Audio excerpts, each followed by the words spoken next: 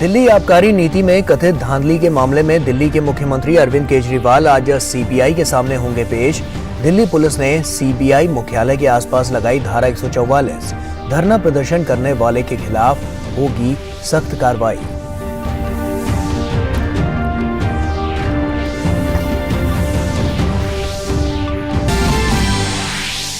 Mafia Atiq Ahmad और उसके भाई अशरफ की प्रयागराज में हत्या के बाद सभी जिलों में धारा 144 लागू।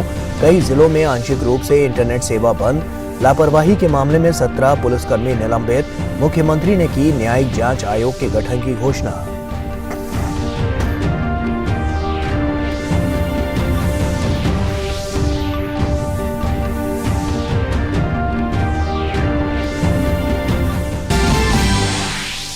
केंद्रीय गृह मंत्री अमित शाह महाराष्ट्र और गोवा के दौरे पर। गृह मंत्री रायगढ़ में डॉक्टर अप्पा साहेब धर्माधिकारी को महाराष्ट्र भूषण दिए जाने के समारोह में लेंगे भाग। गोवा में एक रैली को भी करेंगे संबोधित।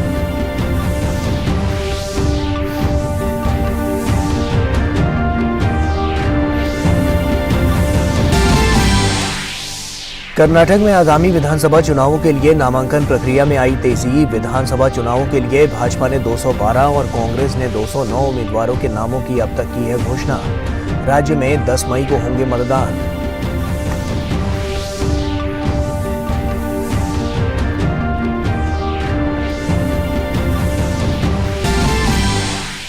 विदेश राज्य मंत्री मीनाक्षी लेखी क्रोएशिया और स्लोवेनिया की यात्रा पर जगरेब पहुंची।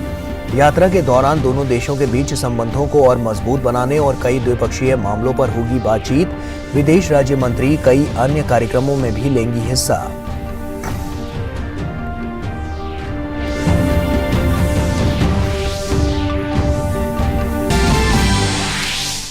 सूडान में सेना और अर्धसैनिक बलों के बीच झड़प में कम से कम 56 लोगों की मौत जबकि 500 से ज्यादा हुए घायल।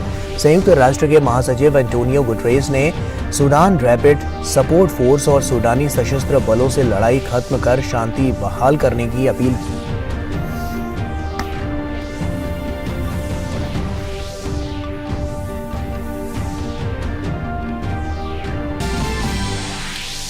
आईपीएल में आज मुंबई इंडियंस का सामना कोलकाता नाइट राइडर्स से, वहीं गुजरात टाइटन का मुकाबला राजस्थान रॉयल्स के साथ।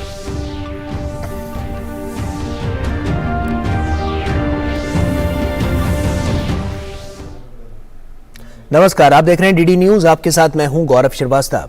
दिल्ली में कथित आबकारी घोटाले में आम आदमी पार्टी के संयोजक और दिल्ली के मुख्यमंत्री अरविंद केजरीवाल से आज सीबीआई पूछताछ करेगी।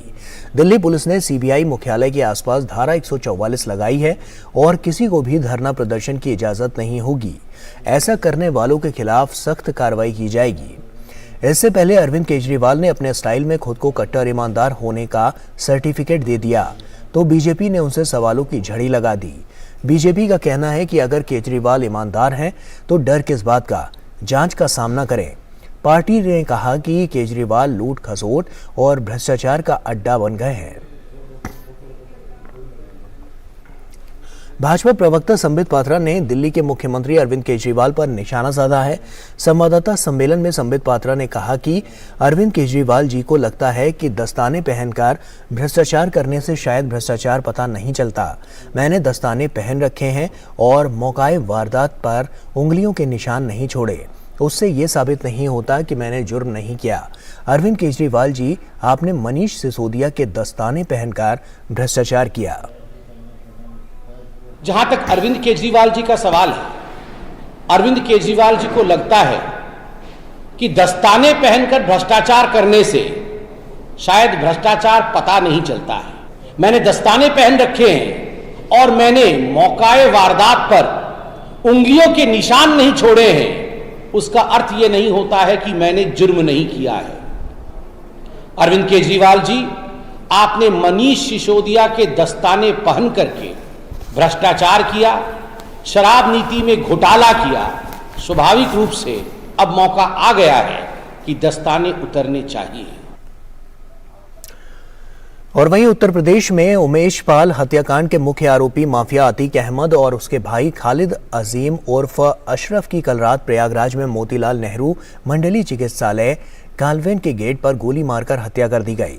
मेडिकल जांच के लिए पुलिस दोनों भाइयों को लेकर रात करीब 10 बजे काल्विन अस्पताल पहुंची थी, जहां मीडिया कर्मी के भेष में बने 3 हमलावरों ने ताबड़तोड़ गोलियां बरसाकर अतीक और अशरफ को मौत के घाट उतार दिया। वारदात के बाद तीनों हमलावरों ने पुलिस के सामने सरेंडर कर दिया। इस मामले में एक पुलिसकर्मी भी जख्मी हुआ। इस सनसनीखेज हत्याकांड के बाद पुराने शहर में अफरा तफरी के हालात बन गए और सभी दुकानें व बाजार बंद हो गए। बता दें कि उमेश पाल हत्याकांड में न्यायालय ने 13 से 17 अप्रैल तक अतीक और अशरफ को कस्टडी रिमांड पर पुलिस को दिया था। पुलिस को कस्टडी में सौंपने के दौरान कोर्ट ने ये शर्त लगाई थी कि दोनों भाइयों की नियमित रूप से मेडिकल जांच कराई जाएगी। हत्या के बाद सभी जिलों में धारा 144 लागू है। कई जिलों में आंशिक रूप से इंटरनेट सेवा भी बंद कर दी गई है। इस घटना की लापरवाही में 17 पुलिसकर्मियों को निलंबित कर दिया गया है। मुख्यमंत्री योगी आदित्यनाथ ने न्यायिक जांच आयोग के गठन की घोषणा की है। साथ ही अधिकारियों को फील्ड में सतर्कता बरतने के निर्देश भी दिए हैं। आम जनता को किसी प्रकार की परेशानी ना हो, इसका ध्यान रखने को भी कहा गया है। उन्होंने कहा कि प्रदेश में शांति व्यवस्था बनी रहनी चाहिए। मुख्यमंत्री योगी ने जनता से अपील की कि किसी भी अफवाह पर ध्यान ना दे। अफवाह फैलाने वालों के खिलाफ सख्त कार्रवाई की जाएगी। प्राथमिक जानकारी के अनुसार 3 लोग मीडिया कर्मी बन के आए और वो मीडिया कर्मी बन के उन्होंने वहाँ पे बाइट लेने का प्रयास किया। उसी के अंतर्गत उन्होंने ये इंसिडेंट हुआ है जिसमें उन्होंने फायर किया है। इसमें 3 लोगों को भी पकड़ा गया है, उनसे पूछताछ अभी हम कर रहे हैं और इसमें इनकी अतीक और अशरफ की डेथ हुई है। इसके अलावा एक पत्रकार हैं, इनके चोट आई है। और प्रयागराज में पुलिस द्वारा सुरक्षा बढ़ा दी गई है। जिलाधिकारी और पुलिस कमिश्नर का काफिला उस इलाके में गश्त कर रहा है जहां कल अतीक अहमद और उनके भाई अशरफ को गोली मारी गई थी। लोगों से शांति बनाए रखने की अपील भी की जा रही है।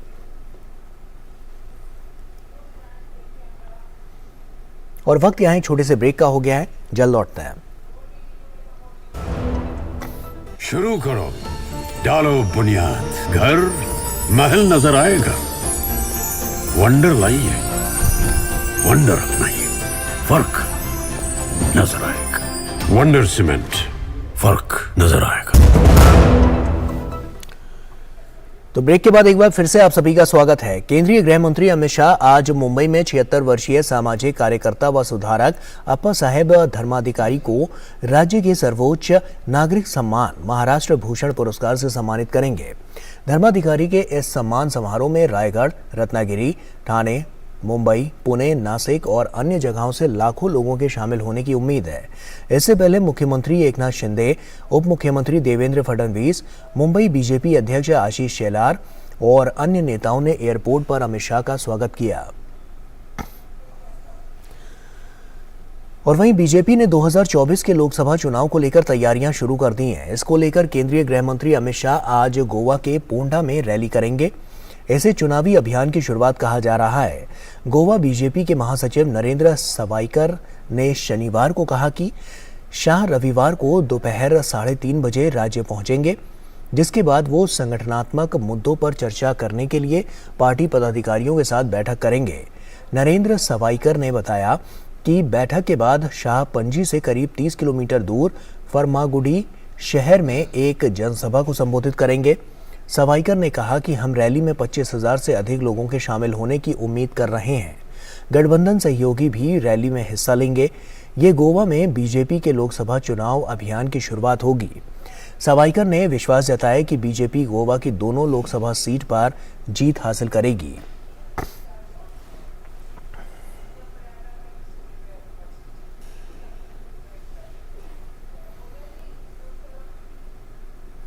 तो आपको बता दें, प्रयागराज में जिस तरह से स्थिति है उस पर उत्तर प्रदेश में कानून व्यवस्था को लेकर और जानकारी के लिए लखनऊ से बात करते हैं अपने संवाददाता विकास सिंह से। विकास हमारे साथ जुड़ रहे हैं। विकास, जिस तरह की स्थितियां हैं अभी वहां पर, क्योंकि हम जानते हैं कि तमाम जो जिले हैं सारे जिलों में धारा 144 लागू है, तो ऐसे में अभी स्थिति क्या कहती है कि अभी जो कानून व्यवस्था है उसको और कितना सुचारू रूप से वहां पर काम उस पर किया जा रहा है? क्या जानकारी है, क्या ताजा अपडेट है?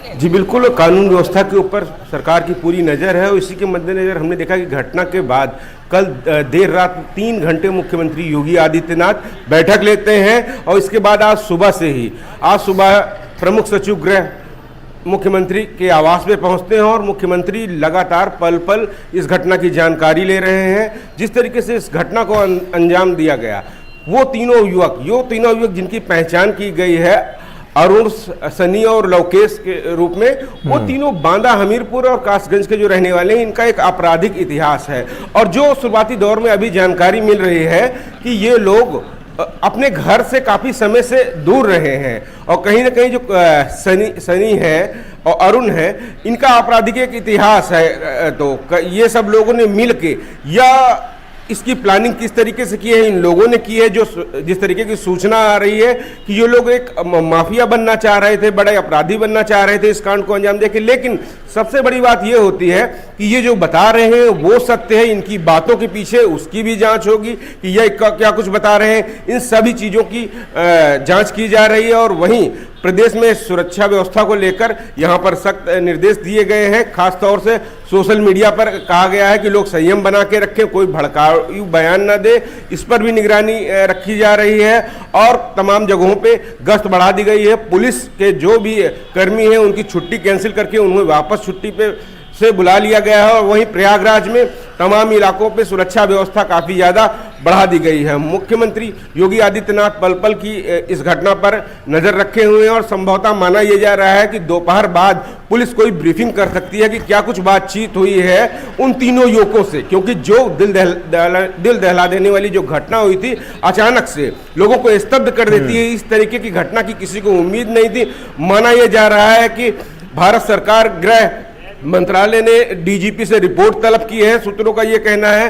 तो कहीं ना कहीं अब तक उन तीनों युवकों से क्या कुछ पूछताछ हुई है, क्या कुछ बातें निकल कर आई हैं, ये सारी चीज़ें पुलिस के द्वारा बताई जाएंगी दोपहर बाद और उसके बाद सारी चीज़ें स्पष्ट हो पाएंगी। क्योंकि बातें बहुत ज़्यादा हो रही हैं लेकिन उनके तथ्य क्या हैं, उनके पीछे की जांच कितनी सही है, ये सारी चीज़ें एक जांच के बाद ही पता चलेगा। वहाँ पर देर रात हमने देखा कि विकास, ये तीनों जो उन तीनों युवकों से पूछताछ भी की है और लगातार उनसे पूछताछ जारी है।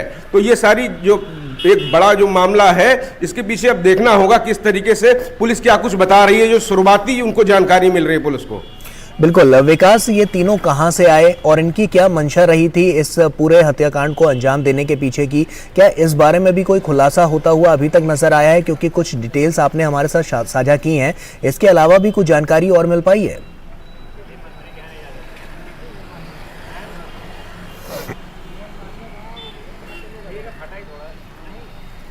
जी, अभी तक जो इनकी जानकारी मिल पाई है कि एक इनका आपराधिक इतिहास रहा है इन तीनों युवकों का और इनमें से एक जीआरपी के कांस्टेबल की पुलिस हत्याकांड में शामिल है और जो भी ये युवक हैं कहीं ना कहीं अपराध से जुड़े रहे हैं। और ये सबसे बड़ी बात है, जो ये युवक कह रहे हैं कि ये एक बड़ा माफिया बनना चाहते थे इसलिए उन्होंने इस घटना को अंजाम दिया है। लेकिन उसके पीछे कहीं ना कहीं ये लोग जिस तरीके से घटना को अंजाम देते हैं, एक शूटर की तरीके वेल ट्रेंड लग रहे थे ये लोग। तो कहीं ना कहीं इनको सुपारी किलर के रूप में भी इस्तेमाल किया जा सकता है। इन्हीं सब चीज़ों की जांच की जा रही है। इनके पीछे कोई और लोग नहीं थे। किस तरीके से अतीक के जो संबंध थे, 100 से ज़्यादा केस अतीक अहमद के ऊपर दर्ज थे। कहीं ना कहीं वो सब कारण तो नहीं थे इस घटना के पीछे। कहीं ना कहीं अतीक अहमद ने जो शुरुआती दौर पर पुलिस हिरासत में जो पुलिस रिमांड पे जो जानकारी निकल रही थी कि जो पाकिस्तान के संबंध थे, लश्कर और आईएसआई से संबंध थे, हथियारों के संबंध थे, कहीं ना कहीं इनका संबंध उनसे तो नहीं हो सकता है।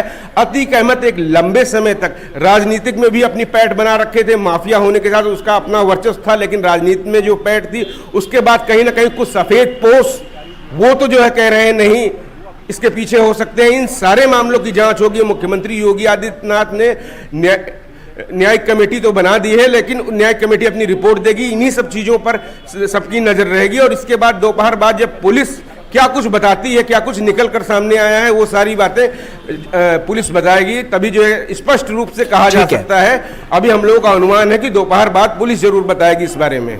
बिल्कुल तमाम खुलासे होते हुए नजर आएंगे विकास, और इन खुलासों की उम्मीद भी की जा रही है कि उसमें और भी जो इस पूरे केस में उस केस को परत दर परत खोलने में और एक एक कड़ी को सुलझाने में काफी मददगार साबित होगी। बहुत बहुत शुक्रिया, लेकिन आप नजर बनाकर रखिए, हम आगे भी आपसे अपडेट लेते रहेंगे। और बहरहाल यहाँ एक छोटे से ब्रेक का वक्त हो गया है, ब्रेक के उस पार खबरें और भी हैं, जल्द लौटते हैं। शुरू करो, डालो बुनियाद, घर महल नजर आएगा, वंडर लाइए, वंडर नहीं, फर्क नजर आएगा, वंडर सीमेंट, फर्क नजर आएगा। ब्रेक के बाद एक बार फिर से आप सभी का स्वागत है। कर्नाटक में आगामी विधानसभा चुनावों के लिए नामांकन प्रक्रिया तेज हो गई है। विधानसभा चुनावों के लिए भाजपा ने 212 और कांग्रेस ने 209 उम्मीदवारों के नामों की घोषणा कर दी है। राज्य में 10 मई को वोट डाले जाएंगे। कांग्रेस ने कल 43 उम्मीदवारों की तीसरी सूची जारी कर दी है, जिसमें भाजपा के 3 बागियों को जगह दी गई। दूसरी तरफ राज्य के मुख्यमंत्री बसवराज बोमोई ने हुबली जिले के निर्वाचन क्षेत्र शिगगांव से अपना नामांकन दाखिल किया। उन्होंने पूर्ण बहुमत के साथ भाजपा की जीत का दावा भी किया।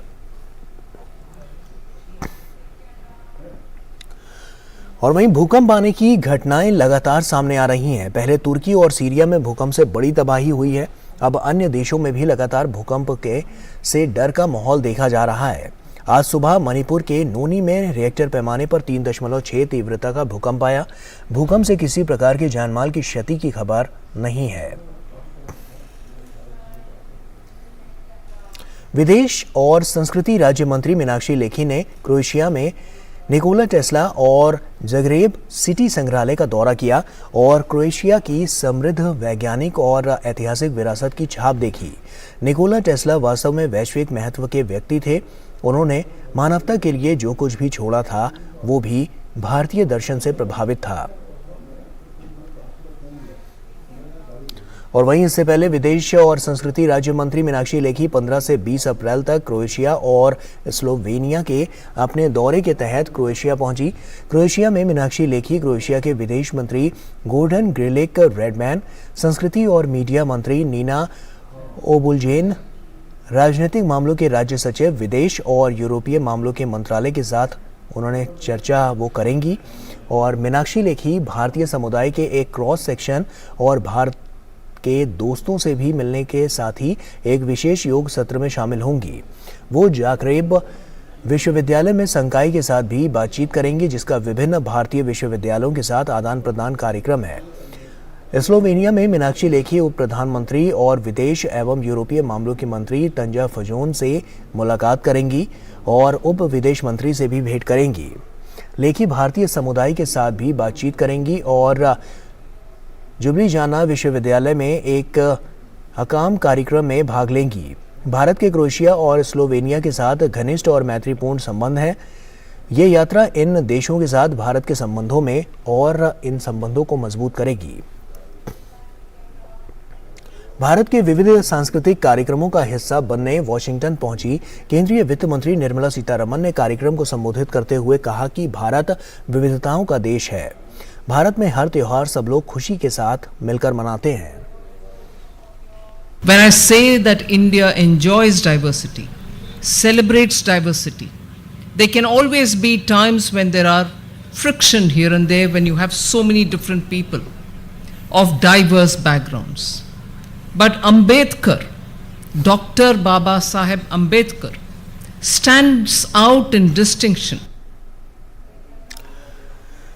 भारत के विविध सांस्कृतिक उत्सवों के बीच अमेरिका में इंडिया हाउस में बोलते हुए 40वीं अमेरिकी वाणिज्य सचिव जीना एम रायमोंडो ने प्रधानमंत्री नरेंद्र मोदी की प्रशंसा की है। उन्होंने कहा कि वो सबसे लोकप्रिय विश्व नेता हैं, वो दूरदर्शी हैं और लोगों के प्रति उनकी प्रतिबद्धता का स्तर अवर्णनीय है। उन्होंने कहा कि वैश्विक शक्ति के रूप में भारत को आगे ले जाने की उनकी इच्छा वास्तविक है और ये हो रहा है। I had an incredible opportunity to spend more than an hour and a half with Prime Minister Modi, who is, I don't need to tell anyone here, he is the most popular world leader for a reason. He is unbelievable, visionary, And his level of commitment to the people of India is just indescribable and deep and passionate and real and authentic. And his desire to lift people out of poverty and move India forward as a global power is real, and it is happening. But the best part of the meeting for me was this. Anyone who knows Prime Minister Modi, all of you knows, he is a tech guy, and he is deep into the details.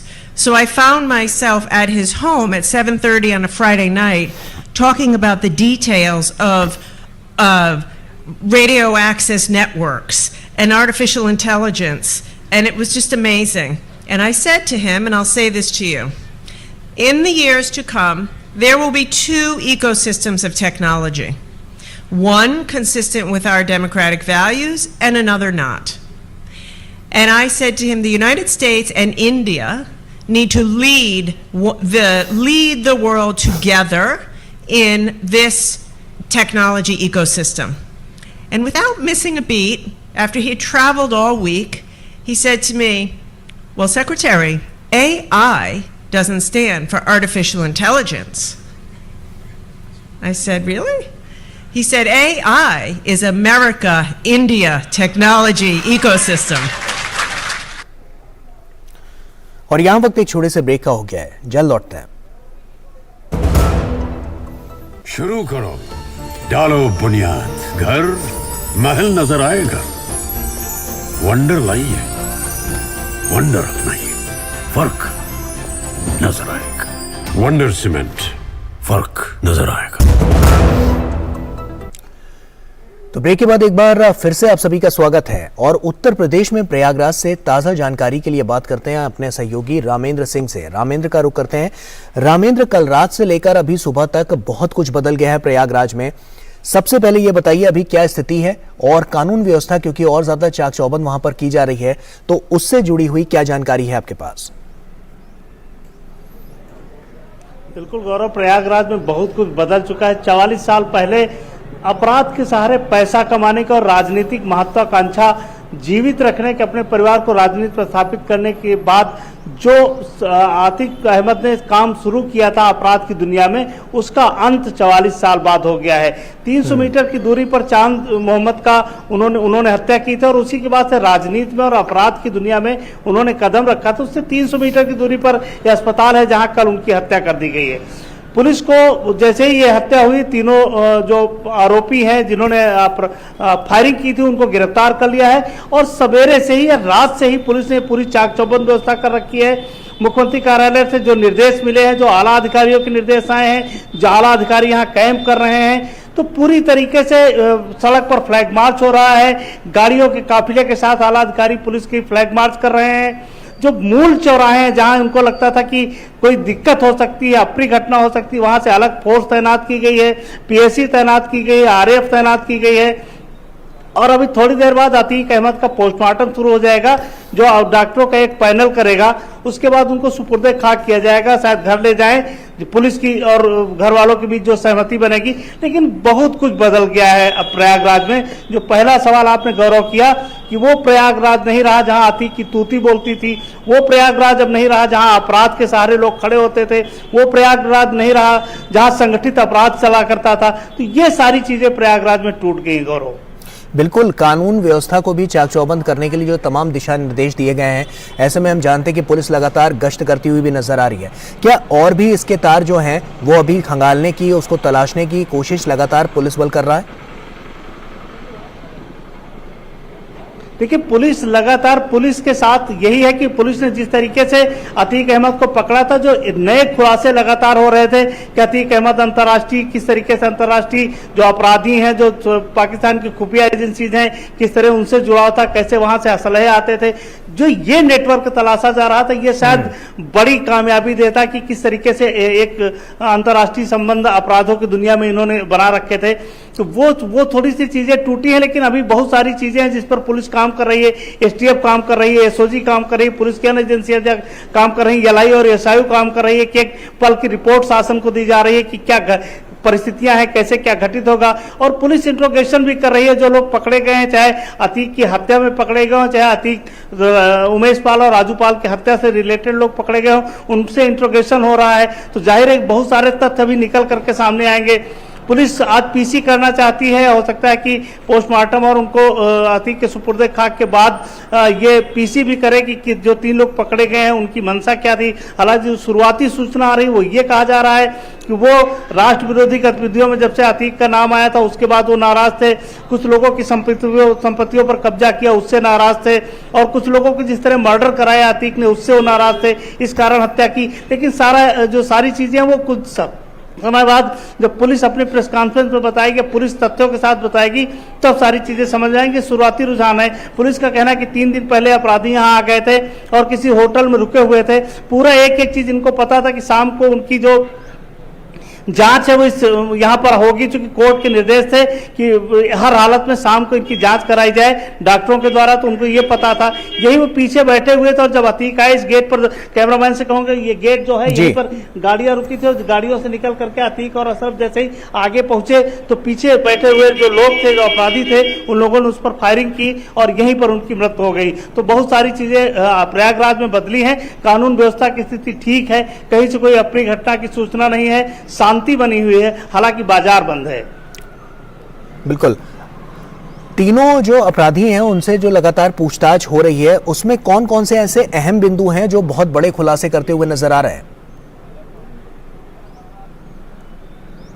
देखिए, एक तो तीनों जो अपराधी हैं वो अपराध की दुनिया में पहले से हैं। दूसरा यह कि तीनों अलग अलग क्षेत्रों से हैं, एक बांदा से है, एक हमीरपुर से, एक कासगंज से है। इनका गठजोड़ कैसे हुआ, क्या इसके पीछे, चूंकि अतीक अहमद कई सफेद पोस्ट नामों का खुलासा कर रहे थे, क्या पीछे और कोई लोग हैं जिन्होंने अतीक की हत्या करा दी, क्या अंतर्राष्ट्रीय जो नेटवर्क था वो काम कर रहा था, ये सारे तथ्य अभी निकल करके सामने आ रहे हैं। पुलिस इसी पर इन्वेस्टिगेशन कर रही है, उनसे पूछताछ कर रही है, तो ये सारी चीजों का खुलासा होना अभी बाकी है। जब पुलिस सारे तथ्यों से अवगत कराएगी तभी ये सारी सूचनाएं मिलेंगी। लेकिन एक बात तय हो गई कि इनको सारी सूचनाएं थी और रेकी कर चुके थे पूरी जगह का, स्थान का, कि कहां अतीक के ऊपर फायरिंग करनी है, और प्लान वे में पूरी तरीके से इन लोगों ने घटना कारित की है। चलिए, आप नजर बनाकर रखिए रामेंद्र, हम आगे भी आपसे अपडेट लेते रहेंगे। बहुत बड़े खुलासों की उम्मीद यहां पर की जा रही है। बहुत बहुत शुक्रिया तमाम जानकारी हमसे साझा करने के लिए। और आपको बता दें कि दिल्ली के मुख्यमंत्री अरविंद केजरीवाल से आज सीबीआई पूछताछ करेगी। इस बारे में ताजा जानकारी के लिए दिल्ली से बात करते हैं अपने संवाददाता नीरज सिंह से। नीरज, क्योंकि इस एक्साइज घोटाले को लेकर जो बात अभी तक समझ में आ रही है वो यही है कि कहीं ना कहीं इसके तार अरविंद केजरीवाल से जुड़े हुए हैं। मनीष सिसोदिया तो सिर्फ एक मोहरा थे, तो ऐसे में अब आज जब उनसे इस बारे में आगे की पूछताछ होगी तो कहीं ना कहीं और भी बड़े खुलासे होते हुए नजर आएंगे और कहीं ना कहीं जो पर्दाफाश है अरविंद केजरीवाल का वो भी हो सकता है। देखिए, बिल्कुल, क्योंकि आज सीबीआई कई सारे सवालों के जवाब अरविंद केजरीवाल से चाहेगी, क्योंकि आपको और तमाम लोगों को पता है कि जब दिल्ली की एक्साइज पॉलिसी लागू हुई थी, अरविंद केजरीवाल की उसमें भूमिका मुख्य थी। अरविंद केजरीवाल के ही दिशा निर्देशन में उसको लागू किया गया। हालांकि मंत्री भले ही मनीष सिसोदिया रहे हों, लेकिन अरविंद केजरीवाल लगातार दिशा निर्देश दे रहे थे। यहाँ तक कि कैबिनेट में जो डिस्कस किया गया था उसके उलट ये आबकारी नीति लागू की गई थी। दूसरी सबसे महत्वपूर्ण बात है कि जब ईडी ने अपनी चार्जशीट इसमें फाइल की थी तो उसमें अरविंद केजरीवाल का नाम सामने आया था, गौरव, और ईडी ने ये कहा था कि विजय नायर जो आम आदमी पार्टी का टेली कम्युनिकेशन हेड है, उसने अरविंद केजरीवाल और समीर महेंद्रू के बीच में फेस टाइम के थ्रू बातचीत है वो करवाई थी, और जिसमें अरविंद केजरीवाल ने समीर महेंद्रू जो शराब कारोबारी है उससे ये कहा था कि विजय नायर उनका अपना आदमी है, इस डील में अगर कुछ भी अगर उनको डिस्कस करना है तो आप विजय नायर से डिस्कस कर सकते हैं और इस डील में शामिल हो सकते हैं। विजय नायर के थ्रू ही जो दक्षिण की शराब लॉबी है वो दिल्ली की आबकारी नीति के तहत उनको एक बड़ी हिस्सेदारी देने की जो पेशकश है वो की गई, और उसमें अरविंद केजरीवाल की जो भूमिका है वो काफ़ी महत्वपूर्ण है। आपको पता है कि तेलंगाना के जो मुख्यमंत्री हैं उनकी बेटी का नाम इस दिल्ली आबकारी नीति के तहत घोटाले में सामने आया है, क्योंकि साउथ लॉबी को वो एक तरीके से रिप्रेजेंट करती थी, और दिल्ली के जो मुख्यमंत्री हैं और तेलंगाना के जो मुख्यमंत्री हैं उनके बीच जो मुलाकातें होती हैं, जो चर्चाएं होती हैं, वो भी सभी लोगों को पता है। और ईडी को ये जानकारी मिली थी कि 100 करोड़ के करीब जो रकम है वो अग्रिम रूप से अरविंद केजरीवाल की कंपनी को अरविंद केजरीवाल की जो पार्टी है उसको सौंपी गई थी और अरविंद केजरीवाल पार्टी के संयोजक हैं, तो यानी कि मेन भूमिका अरविंद केजरीवाल की है। यही कारण है कि सीबीआई अब उनसे सवाल जवाब मांगेगी। कई सारे सवाल सीबीआई के पास हैं। सीबीआई का ये पीछे मुख्यालय है जहाँ पर 11 बजे के करीब अरविंद केजरीवाल यहाँ पहुँचेंगे और सीबीआई की एक पूरी टीम वहाँ पर तैयार है उनसे सवाल जवाब करने के लिए। तो आज का जो सवाल जवाबों का जो क्रम है वो काफ़ी महत्वपूर्ण होने वाला है, क्योंकि बिना अरविंद केजरीवाल के ये शराब नीति लागू नहीं हो सकती थी। लगातार दिशा निर्देश अरविंद केजरीवाल दे रहे थे विजय नायर के थ्रू दक्षिण की लॉबी को, इसके अलावा यहाँ दिल्ली और गुड़गांव उसके आसपास के जो शराब कारोबारी हैं उनको इनवाइट कर रहे थे अपने एक तरीके से प्रतिनिधि विजय नायर के थ्रू। और विजय नायर अरविंद केजरीवाल का काफ़ी करीबी है और जो शराब कारोबारी समीर महेंद्रू है उन्होंने एक बड़ी रकम विजय नायर की कंपनी में ट्रांसफ़र भी की थी। तो ये तमाम सबूत जांच एजेंसियों के पास हैं, इस लिहाज से ये जो आज की जो पूछताछ है वो काफ़ी महत्वपूर्ण है। तो ऐसे में साफ तौर पर नीरज ये माने कि अभी जो पूछताछ होगी उसमें और भी बड़े खुलासे होते हुए नजर आएंगे और कहीं ना कहीं ये अरविंद केजरीवाल की मुश्किलें जो हैं वो बढ़ा सकते हैं। देखिए, बिल्कुल मुश्किलें बढ़ा सकते हैं, क्योंकि दिल्ली का जो पूर्व उप मुख्यमंत्री है वो जेल में है। आपने देखा है कि कई सारे लोग इसमें गिरफ्तार किए जा चुके हैं। ईडी ने कई लोगों को गिरफ्तार किया है, सीबीआई ने कई लोगों को गिरफ्तार किया है और आज अरविंद केजरीवाल से जब पूछताछ होगी, जो सीबीआई के पास तमाम तथ्य हैं उनके आधार पर जब अरविंद केजरीवाल से पूछताछ होगी तो निश्चित तौर पर कई और जो खुलासे हैं वो इस शराब नीति को लेकर हो सकते हैं, क्योंकि ये सभी को पता है कि इस शराब नीति में जो मुख्य जो चेहरा है या कह सकते हैं जो मुख्य भूमिका है वो अरविंद केजरीवाल की है और बिना अरविंद केजरीवाल की सहमति के दिल्ली का कोई भी मंत्री और दिल्ली का कोई भी अधिकारी इस तरह की शराब नीति को लागू नहीं कर सकता था, जो एक के साथ एक बोतल फ्री जिस तरह से डिस्ट्रीब्यूट की गई थी। तमाम नियम कानूनों को कह सकते हैं कि ताक पर रखा गया था। कॉलोनियों और जो रेजिडेंशियल एरिया हैं उनके आसपास शराब की दुकानें खुल गई थी। तो ये तमाम जो चीज़ें हैं बिना अरविंद केजरीवाल के संभव नहीं है। यही कारण है कि आज की पूछताछ काफ़ी महत्वपूर्ण है और कुछ और नए खुलासे आज की पूछताछ के बाद इस शराब नीति में गौरव हो सकते हैं। बिल्कुल, एक्साइज पॉलिसी का अगर हम देखें इस घोटाले का मुख्य चेहरा तो अरविंद केजरीवाल शुरुआत से ही नजर आए, लेकिन दूसरी तरफ अगर हम देखें तो अरविंद केजरीवाल खुद को कट्टर ईमानदार होने का सर्टिफिकेट भी दे रहे हैं। तो कहीं ना कहीं अरविंद केजरीवाल गुमराह करने की कोशिश कर रहे हैं। देखिए, कट्टर ईमानदारी का सबूत तो वो जो अपने तमाम मंत्री हैं उनको भी दे चुके हैं, मनीष सिसोदिया को भी दे चुके हैं। आपने देखा होगा सत्येंद्र जैन को भी वो कट्टर ईमानदार घोषित कर चुके हैं और कितने समय से सत्येंद्र जैन की जमानत है वो कोर्ट नहीं दे रहा है। तो कहीं ना कहीं तमाम लोगों को पता है कि जो कथनी है और जो करनी है उसमें ज़मीन आसमान का अंतर है। जिस करप्शन फ्री राजनीति की बात करके ये लोग सत्ता में आए थे, आज उसी करप्शन में ये लिप्त हैं। तो ये दोहरा रवैया आम आदमी का और आम आदमी पार्टी का वो आम लोगों को भी दिखाई दे रहा है। तो निश्चित तौर पर ये पूरी राजनीति की बात है। आज भी जैसे सीबीआई मुख्यालय पहुंचने से पहले वो एक वीडियो संदेश अपना ट्विटर पर देते हैं और वो ये कहते हैं कि वो खुद ईमानदार हैं। तो ये ईमानदारी का सर्टिफिकेट उन्होंने अपने तमाम मंत्रियों को और तमाम जो पार्टी के विधायक हैं उनको दे रखा है। आपको पता है कि एक लंबी लिस्ट है उनके जो पार्टी के विधायक हैं उनके खिलाफ आपराधिक मामले हैं। सत्येंद्र जैन है वो तिहाड़ जेल में बंद है, मनीष सिसोदिया हैं वो गिरफ्तार हैं। इसके अलावा तमाम विधायक हैं जिनके ऊपर आपराधिक केस हैं। तो आप समझ सकते हैं ये किस तरह की ईमानदारी की बात कर रहे हैं। और आज जब सीबीआई मुख्यालय में पहुंचने से पहले, पूछताछ से पहले वो अगर अपना वीडियो ट्वीट करते हैं तो निश्चित तौर पर पूरी राजनीति की बात जो अरविंद केजरीवाल है वो कर रहे हैं। लेकिन सीबीआई का ये कहना है उनके पास तमाम सबूत हैं, तमाम तथ्य हैं और उन्हीं के आधार पर वो अरविंद केजरीवाल से पूछताछ करेंगे।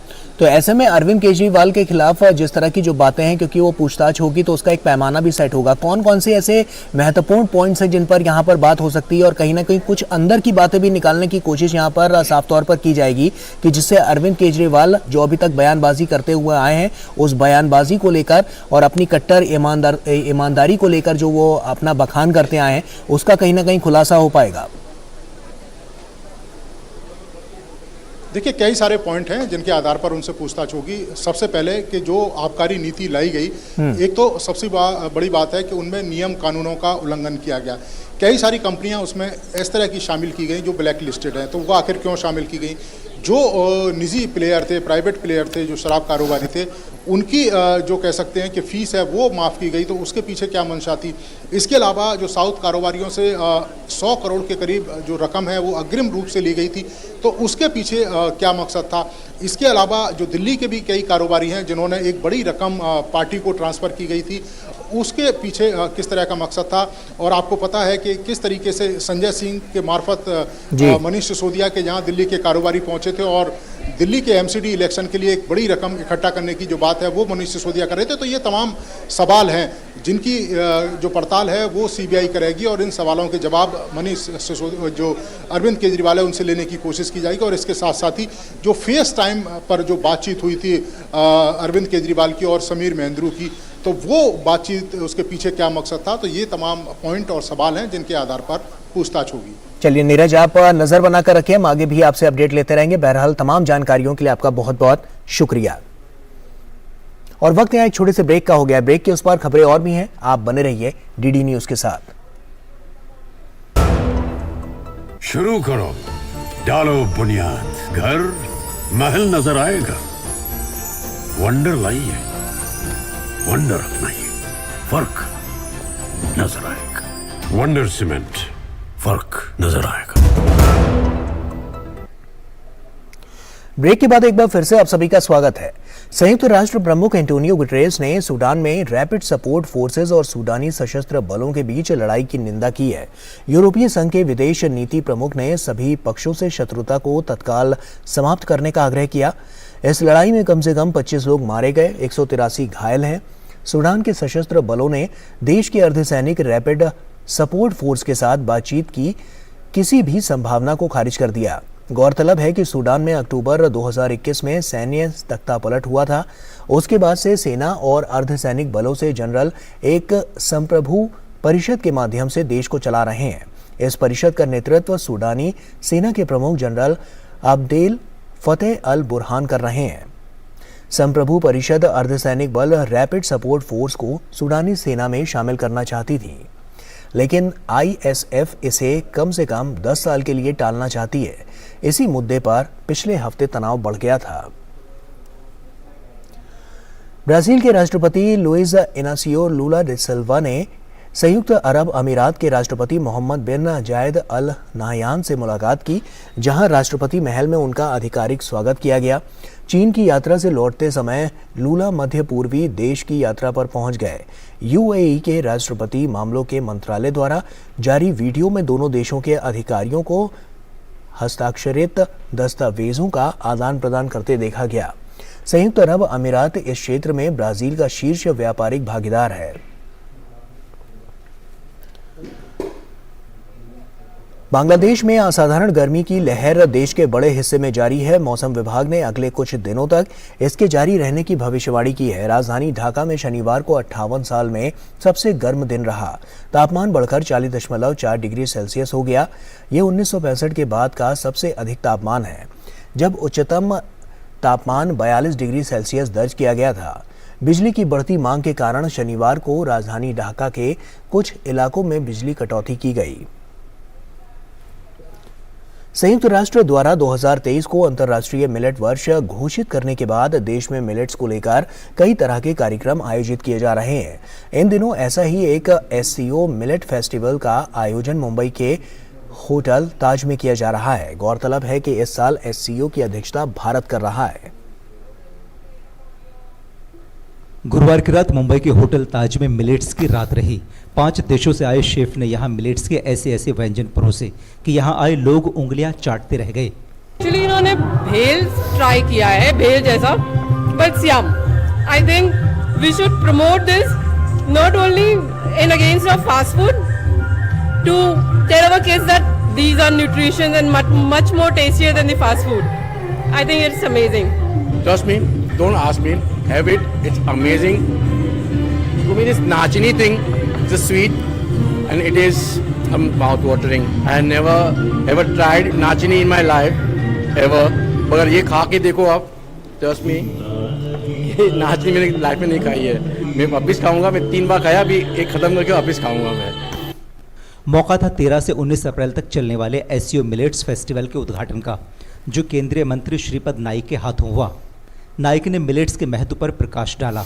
Spearheaded by the Prime Minister, the Government of India sponsored the proposal for International Year of Millet 2023, which was accepted by the United Nations General Assembly. The SCO countries have a deserve mixed and cultural and traditional, which is aptly reflected in their cuisines. The cuisine of SCO countries will offer the unique delights to food lovers.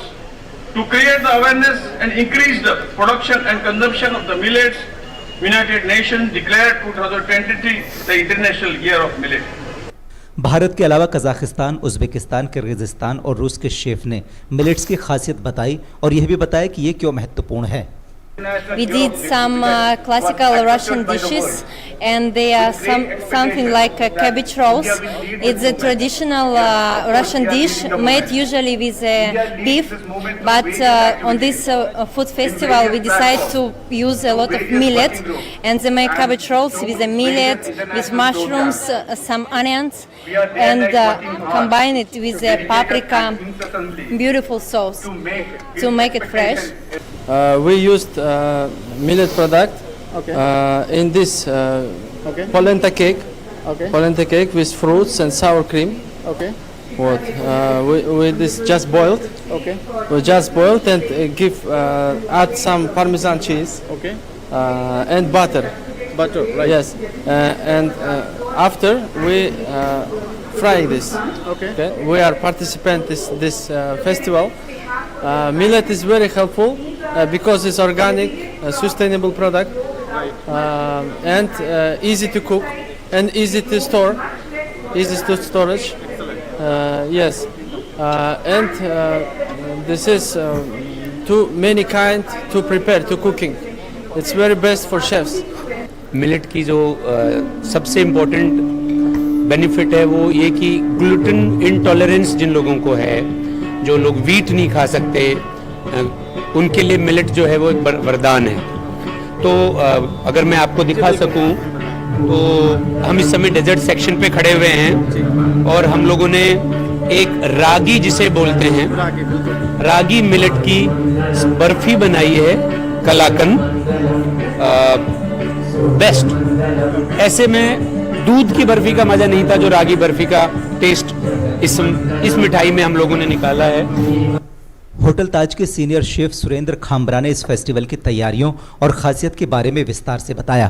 कुल मिला के इस रंगारंग शाम में जो millets food festival यहाँ पे आयोजित किया गया है, हर एक जो एससीओ कंट्री है वहाँ के रिप्रेजेंटेटिव्स यहाँ पे आए हैं और कोशिश ये की जा रही है कि किस तरीके से भारत ने जो इनिशिएटिव लिया और जिस तरीके से यूएन ने उसको डिक्लेयर भी किया, उसको दूर दूर तक फैलाया जाए और मिलेट्स को लेकर जिसमें भारत को काफ़ी महारत हासिल है उसको एक अच्छे तरीके से शोकेस किया जाए दुनिया के सामने। अपने सहयोगी नवीन पॉल के साथ मुकेश कुमार सिंह, दूरदर्शन समाचार, मुंबई। और बुलेटिन में फिलहाल यहाँ एक छोटे से ब्रेक का वक्त हो गया है, जल्द लौटते हैं। शुरू करो, डालो बुनियाद, घर महल नजर आएगा। वंडर लाइए, वंडर नहीं, फर्क नजर आएगा। वंडर सीमेंट, फर्क नजर आएगा। ब्रेक के बाद एक बार फिर से आप सभी का स्वागत है। इंडियन प्रीमियर लीग के इस सीजन में आज फिर डबल हेडर मुकाबले खेले जाएंगे। दिन का पहला मुकाबला मुंबई इंडियंस और कोलकाता नाइट राइडर्स के बीच होगा, जो मुंबई के वानखेड़े स्टेडियम में खेला जाएगा। एक ओर जहां मुंबई इंडियंस ने पिछले मैच में दिल्ली कैपिटल्स को हराकर इस सीजन की पहली जीत दर्ज की थी, जबकि कोलकाता नाइट राइडर्स को बड़े स्कोर वाले मैच में सनराइजर्स हैदराबाद ने हराया था। मुंबई टूर्नामेंट की सबसे सफल टीम है, उसने 5 बार खिताब जीता है। वहीं कोलकाता 2 बार चैंपियन बनी है। टूर्नामेंट में अब तक दोनों टीमें 31 बार आमने सामने हुई हैं, जिनमें मुंबई को 22 और कोलकाता को सिर्फ 9 बार जीत मिली है। और वहीं आईपीएल के दिन के दूसरे मुकाबले में राजस्थान रॉयल्स की टक्कर गुजरात टाइटंस के साथ होगी। हार्दिक पांड्या की वापसी के साथ गुजरात जीत की पटरी पर लौट चुकी है और पिछले मैच में टीम ने पंजाब किंग्स को हराया था। संजू सैमसन की अगुवाई में राजस्थान का प्रदर्शन अब तक इस सीजन में बेमिसाल रहा है। आखिरी मुकाबले में राजस्थान की टीम ने रोमांचक मैच में सीएसके को हराते हुए चेपॉक के मैदान पर 15 साल बाद जीत का स्वाद चखा था। ऐसे में टीम इसी फॉर्म को गुजरात के खिलाफ भी बरकरार रखने के इरादे से मैदान पर उतरेगी। दोनों टीमों के बीच पॉइंट्स टेबल में टॉप पोजीशन हासिल करने की भी होड़ होगी। राजस्थान अभी टेबल में नंबर 1 पर मौजूद है, जबकि गुजरात तीसरे पायदान पर काबिज है। इंडियन प्रीमियर लीग में शनिवार को बेंगलुरु में खेले गए पहले मुकाबले में रॉयल चैलेंजर्स बैंगलोर ने दिल्ली कैपिटल्स को 23 रनों से हरा दिया। इस तरह दिल्ली कैपिटल्स की ये इस सीजन में 5वीं हार रही। दिल्ली कैपिटल्स को जीत के लिए 175 रनों की दरकार थी, लेकिन टीम 9 विकेट पर 151 रन ही बना सकी। दिल्ली की ओर से सबसे ज्यादा 50 रन मनीष पांडे ने बनाए। वहीं आरसीबी की ओर से विजय कुमार सफल गेंदबाज रहे, जिन्होंने 3 विकेट लिए। इससे पहले मैच में दिल्ली कैपिटल्स ने टॉस जीत पहले गेंदबाजी का फैसला किया। आरसीबी ने 20 ओवर में 6 विकेट पर 174 रनों का स्कोर किया। आरसीबी की ओर से विराट कोहली ने अर्धशतकीय पारी खेली। विराट 50 के स्कोर पर आउट हुए। विराट के अलावा ग्लेन मैक्सवेल और महिपाल ने भी अच्छे हाथ दिखाए। और वहीं शनिवार के दूसरे मुकाबले में पंजाब किंग्स ने लखनऊ सुपर जायंट्स को 2 विकेट से हरा दिया। लखनऊ की टीम ने पहले बल्लेबाजी करते हुए 8 विकेट के नुकसान पर 159 रन बनाए थे। कप्तान केएल राहुल ने 74 रनों की पारी खेली। जवाब में पंजाब किंग्स ने सिकंदर रजा की अर्धशतकीय पारी की बदौलत 2 विकेट रहते लक्ष्य को हासिल कर लिया। मोंटे कार्लो मास्टर्स के फाइनल में 5वीं वरीयता प्राप्त आंद्रे रूबलेव 6ठी वरीयता प्राप्त होल्गर रूने से भिड़ेंगे। रूबलेव ने सेमीफाइनल में टेलर फ्रिट्ज को 5-7, 6-1, 6-3 से हराकर फाइनल में जगह बनाई। वहीं दूसरी ओर होल्गर रून ने अंतिम 4 के मुकाबले में जेनिक सिनर को 1-6, 7-5, 7-5 से मात दी। आंद्रे रूबलेव और होल्गर रून के बीच मोंटे कार्लो मास्टर्स खिताबी भिड़ंत रविवार को होगी। भारतीय क्रिकेट बोर्ड बीसीसीआई की भ्रष्टाचार रोधी इकाई के प्रमुख रहे पूर्व आईपीएस अधिकारी नीरज कुमार की हाल ही में ए कॉप इन क्रिकेट नाम की किताब प्रकाशित हुई है। अपनी इस किताब में उन्होंने भारतीय क्रिकेट के कुछ ऐसे गहरे काले राज उजागर किए हैं जो काफ़ी हैरान करने वाले हैं। नीरज कुमार ने अपने कार्यकाल के दौरान उन्होंने महसूस किया कि इस खेल के प्रशासकों द्वारा की जाने वाली हेराफेरी के सामने मैच फिक्सिंग काफ़ी छोटा मामला है। उनकी इस किताब में छपे कई मुद्दों पर उनसे बातचीत की हमारे संवाददाता मुकेश शुक्ला ने।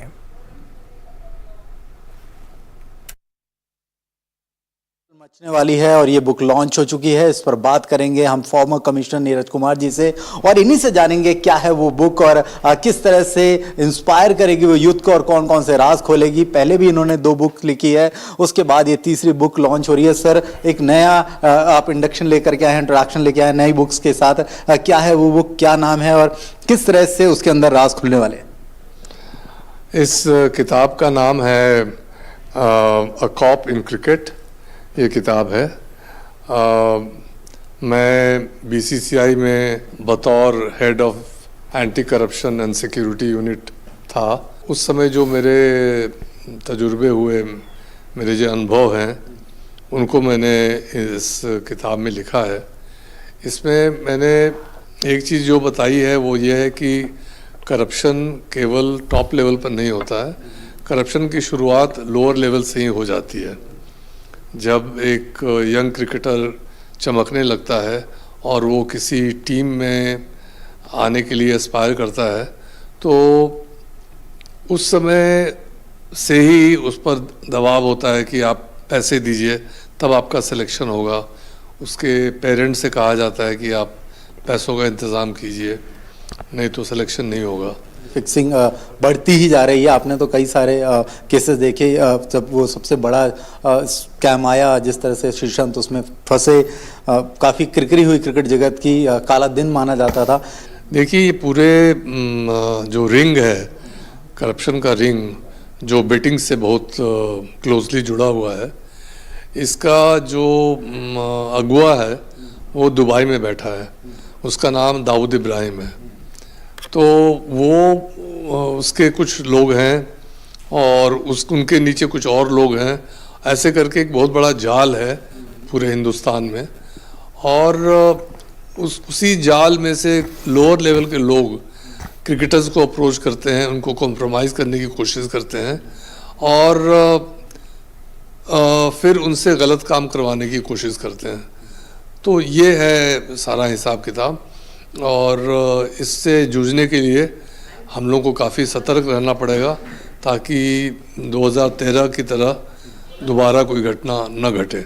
आपने जब कमेटी में काम किया, काफ़ी समय तक रहे, क्या आप लग रहा है क्रिकेट में काफ़ी सुधार हुआ है, शिकायतों में कुछ गिरावट आई है आपके हिसाब से? क्योंकि अब तक का रिव्यू आप तक आता ज़रूर होगा। मैं समझता हूं कि सुधार तो काफ़ी है, क्योंकि अब प्लेयर्स में ये जागरूकता है कि अगर वो कोई गलती करेंगे तो उनका जो करियर है वो हमेशा के लिए नष्ट हो जाएगा, और उनको एक एंटी करप्शन कोड को बहुत स्ट्रिक्टली फॉलो करना है। तो इसका भी उनको एहसास हो गया है। तो काफ़ी नियंत्रित है स्थिति, काफ़ी नियंत्रित है, क्योंकि जो बड़े बड़े स्कैम्स हुए हैं पहले, हैंसी क्रोनिये का स्कैम हो या श्रीशांत का स्कैम हो, वो एक्सीडेंटल कैचेस थे। पुलिस कुछ और मॉनिटर कर रही थी और ये साथ में निकल आया। ये बुक काफी इंस्पायर है उन लोगों के लिए कि वो इन स्कैंडल से बचें। शॉर्टकट किसी चीज का नहीं होता है, क्योंकि आपका करियर इतना बड़ा होता है। छोटे छोटे खिलाड़ी आते हैं कई शहरों से और वो किस तरह से अपने करियर को आगे ले जा सकते हैं, बच के रहना बहुत जरूरी है। कैमरा जगपाल के साथ में मुकेश शुक्ला, टीडी न्यूज दिल्ली।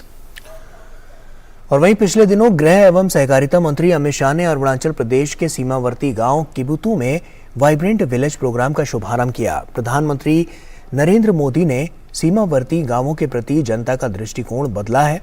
अब सीमावर्ती क्षेत्र में जाने वाले लोग इसे आखिरी गांव नहीं बल्कि भारत के पहले गांव के रूप में जानते हैं।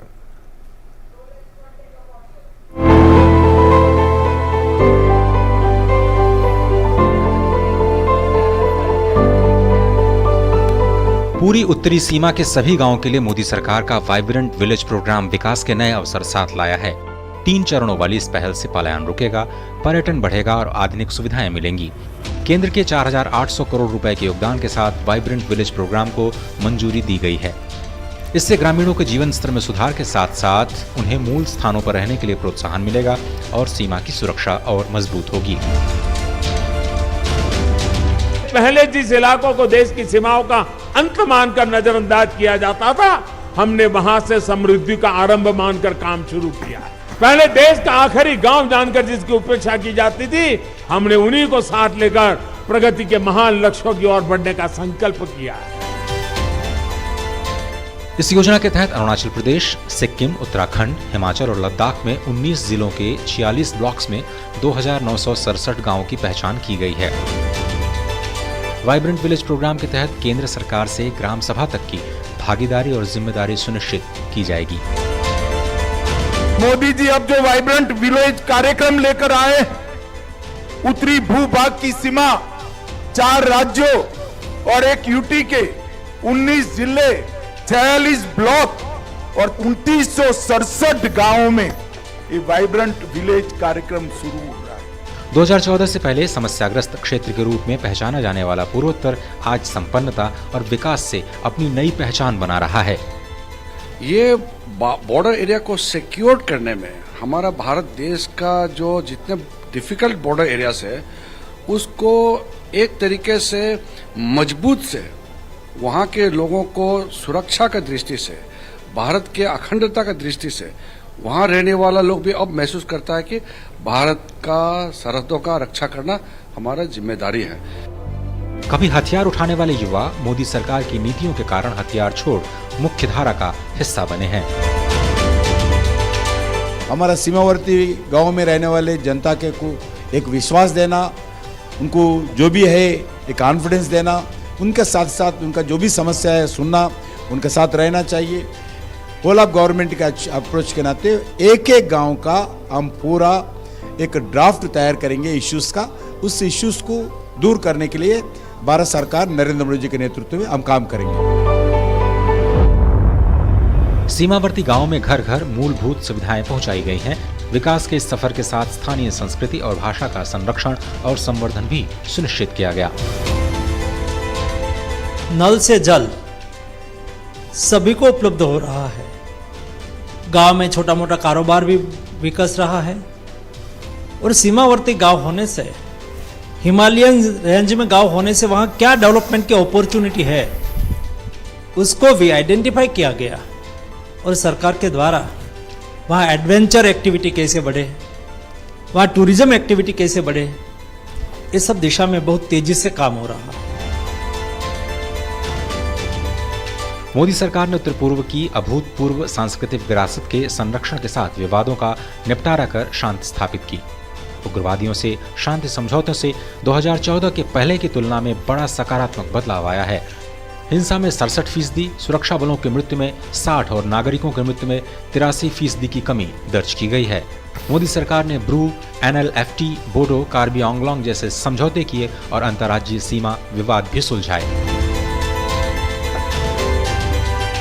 बॉर्डर एरिया डेवलपमेंट प्लान, उसको भी नए रूप में इसमें स्वीकृति मिली है। इसलिए जो सीमावर्ती गांव हैं उनका आधारभूत ढांचा, हेल्थ का, एजुकेशन का, रोड का, मोबाइल नेटवर्क का तेजी से बढ़े, ताकि वहाँ के बच्चे भी जो देश और दुनिया में परिवर्तन हो रहे हैं उनको जान सकें।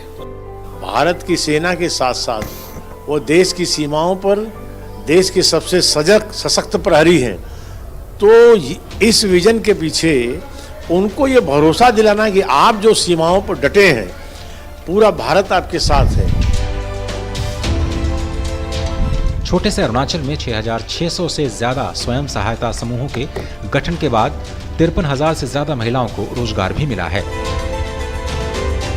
वाइब्रेंट विलेज से यहाँ पर मूलभूत सुविधाएं हमें मिलेंगी, जिससे यहाँ पर रोजगार बढ़ेगा और सीमांत क्षेत्र से पलायन रुकने में मदद मिलेगी।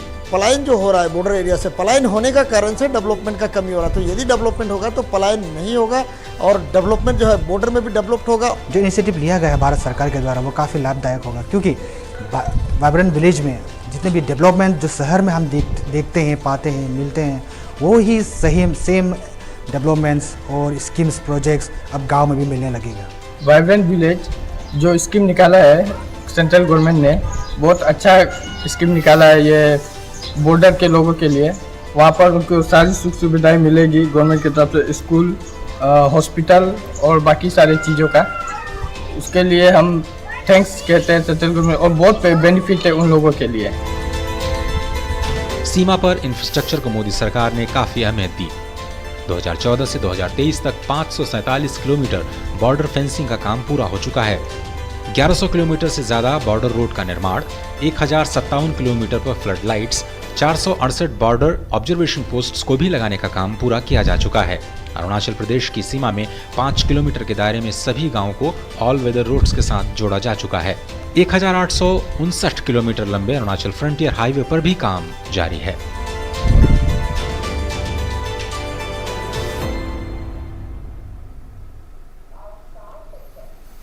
और इसी के साथ फिलहाल इस बुलेटिन में इतना ही। हमारी पूरी टीम को दीजिए इजाजत। आप बने रहिए डीडी न्यूज के साथ। नमस्कार।